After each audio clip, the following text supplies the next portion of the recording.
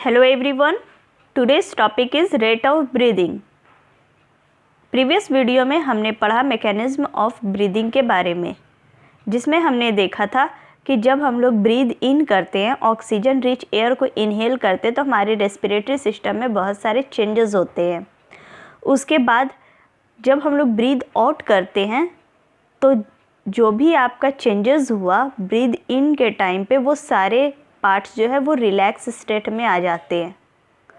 तो ये हमने पढ़ा था प्रीवियस वीडियो में कि मैकेनिज्म ऑफ ब्रीदिंग किस तरह से होते हैं। आज हम लोग पढ़ेंगे रेट ऑफ ब्रीदिंग हम किसे कहते हैं। तो आइए देखते हैं rate of breathing. Rate of breathing क्या है? The process of breathing pumps in oxygen into our body and remove CO2। Breathing rate हम किसे कहते हैं? तो ब्रीदिंग रेट हम लोग कहते हैं number of breath you take in 1 minute.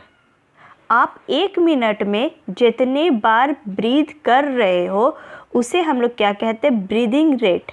तो ब्रीथ करने वक्त हम लोग क्या करते हैं? हम लोग ऑक्सीजन को इनहेल करते हैं और CO2 को रिमूव करते हैं।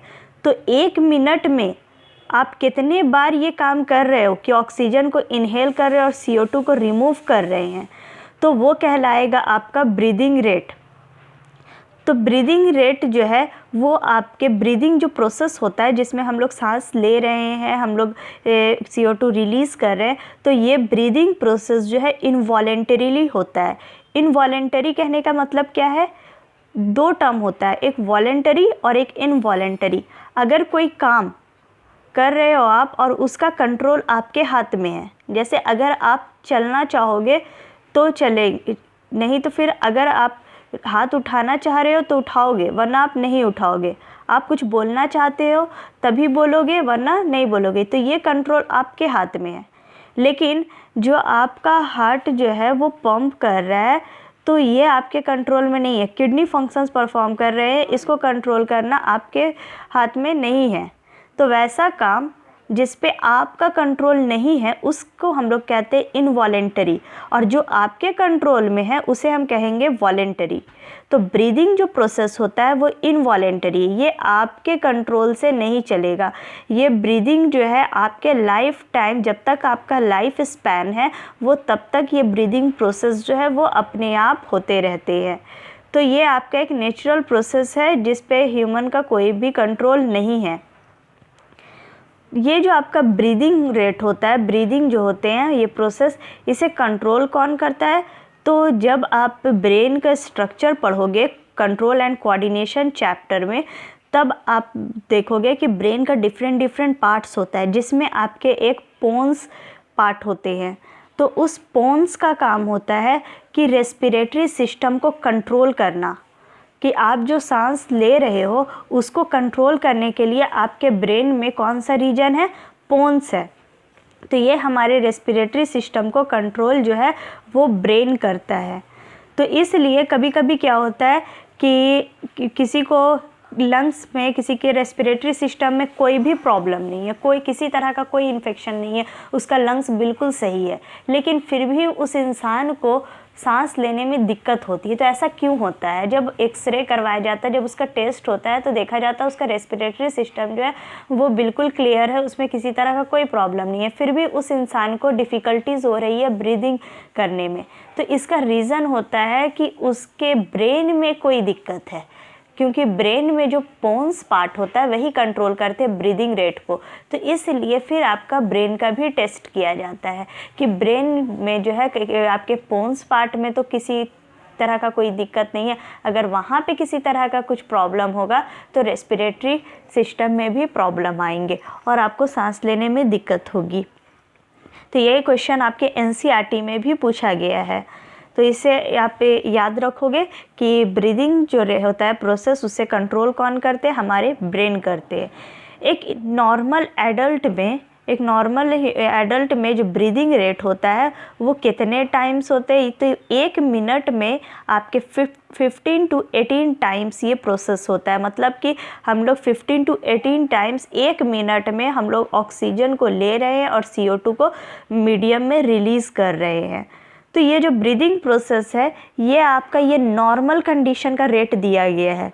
लेकिन अगर आप बहुत ज़्यादा विगरस एक्सरसाइज कर लो, बहुत ज़्यादा फिज़िकल एक्टिविटी हम लोग करने लगेंगे, तो बहुत ज़्यादा एक्सरसाइज कर लो, बहुत ज़्यादा आप सीढ़ी वगैरह चढ़ लेते हैं, तो ये सब के टाइम पे क्या होता है कि हमारा मसल्स जो है वो बहुत ज़्यादा एक्टिव हो जाता है और हमारे मसल्स को ज़्यादा से ज़्यादा ऑक्सीजन चाहिए। इसलिए हम लोग जो है वो ब्रीदिंग रेट जो है हम लोग फास्ट कर देते हैं, हम लोग तेज़ी से सांस लेना स्टार्ट कर देते हैं ताकि ज़्यादा से ज़्यादा ऑक्सीजन हम लोग इनहेल करें और हमारे मसल्स तक ये पहुंच सके।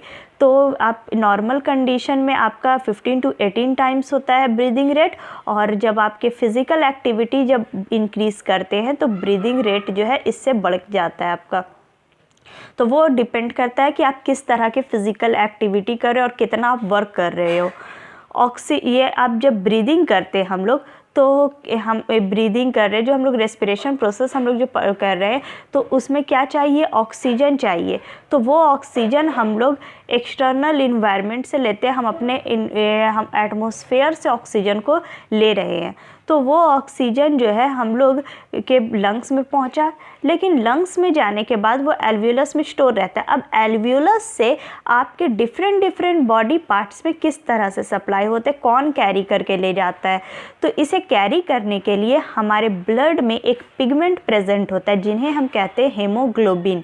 ये हेमोग्लोबिन का काम है आपका ऑक्सीजन को बाइंड कर लेना। हम लोग हेमोग्लोबिन को HB से रिप्रेजेंट करते हैं, कैपिटल H स्मॉल b। तो ये जो हेमोग्लोबिन होता है वो कंबाइन कर लेता है ऑक्सीजन के साथ, और एटमॉस्फेयर में ऑक्सीजन किस रूप में है, मॉलिक्यूलर फॉर्म में है। ये आपके डायटोमिक फॉर्म में होते हैं, O2 लिखते हैं हम लोग, सिंगल O नहीं लिखते। तो जब HB O2 के साथ कंबाइन करेगा तो क्या फॉर्म कर रहा है, HbO2, जिसे हम कहेंगे ऑक्सी हेमोग्लोबिन। जब ये आपका हेमोग्लोबिन ऑक्सीजन के साथ बाइंड कर लेता है तो क्या बना देता है, ऑक्सी हेमोग्लोबिन। और ये ऑक्सी हेमोग्लोबिन जो है वो आपके ब्लड के साथ जो है आपका डिफरेंट पार्ट्स में आपके सर्कुलेट होते हैं और हमारे सेल टिश्यूज़ तक ये ऑक्सीजन जो है इस तरह से पहुंचता है। तो अगर हम बात करेंगे एक एडल्ट पर्सन में कि कितना नॉर्मल जो है हेमोग्लोबिन का रेंज है, तो एक एडल्ट में, एक नॉर्मल एडल्ट पर्सन में आपका 12 to 18 ग्राम पर डेसीलीटर ऑफ ब्लड, यानी कि 1 डेसीलीटर ब्लड में जो है वो आपके कितने ग्राम हेमोग्लोबिन प्रेजेंट होते हैं, 12 to 18 ग्राम। और ये हेमोग्लोबिन जो है आपके ब्लड को रेड रखने में भी हेल्प कर रहा है। ह्यूमन का जो ब्लड रेड होता है तो इसी कारण होता है, due to presence of haemoglobin.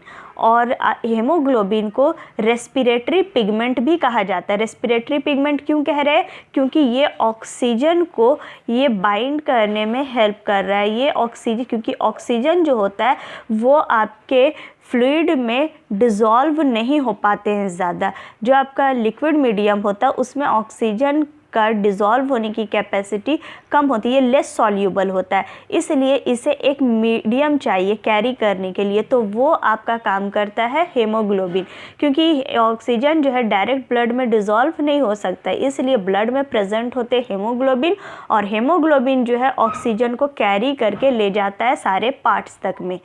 तो ये था आपका हेमोग्लोबिन का क्या रोल है हमारे बॉडी में।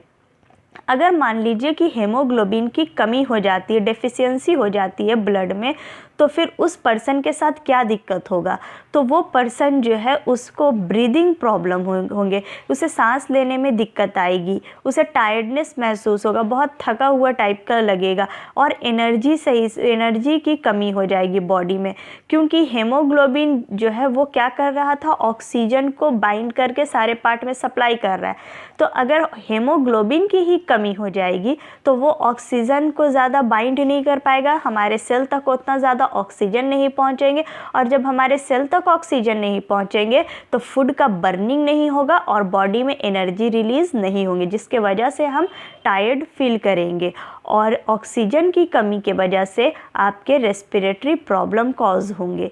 तो ये सारा जो है हमने पढ़ा कि ब्रीदिंग रेट किसे कहते हैं, हेमोग्लोबिन का क्या रोल है, एक नॉर्मल एडल्ट में ब्रीदिंग रेट कितने होते हैं, एक नॉर्मल एडल्ट में हेमोग्लोबिन का रेंज कितना होता है, और कब आपके जो ब्रीदिंग रेट है वो फास्ट हो जाता है।